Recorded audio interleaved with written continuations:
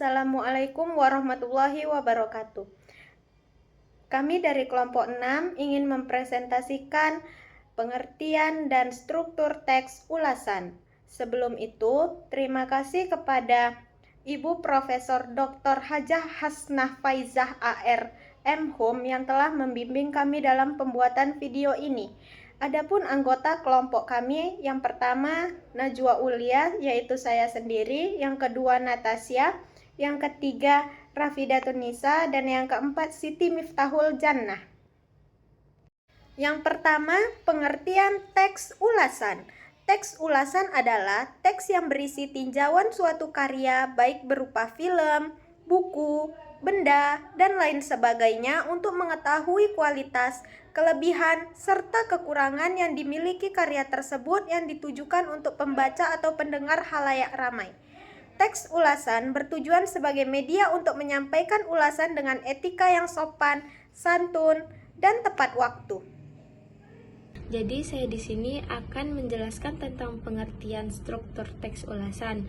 Nah, jadi teks ulasan tersusun dari bagian atau struktur penulis yang tetap, mulai dari identitas, orientasi, tafsiran, isi, evaluasi, dan rangkuman evaluasi.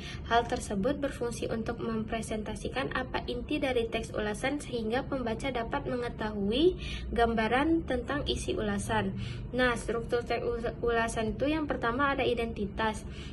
Pada bagian pertama ini mencakup informasi penting terkait apa buku yang diulas, meliputi yaitu judul buku, penulis dan penerbit, tahun terbit, dan jumlah halaman. Struktur teks ulasan yang kedua ada orientasi.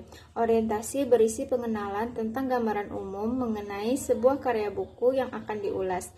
Gambaran umum ini menyiapkan latar belakang bagi pembaca mengenai apa yang akan diulas. Struktur teks ulasan yang ketiga ada tafsiran isi.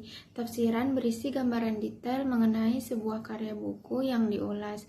Misalnya, bagian-bagian dari hasil karya, keunikan, keunggulan, kualitas, dan sebagainya. Struktur selanjutnya yaitu evaluasi.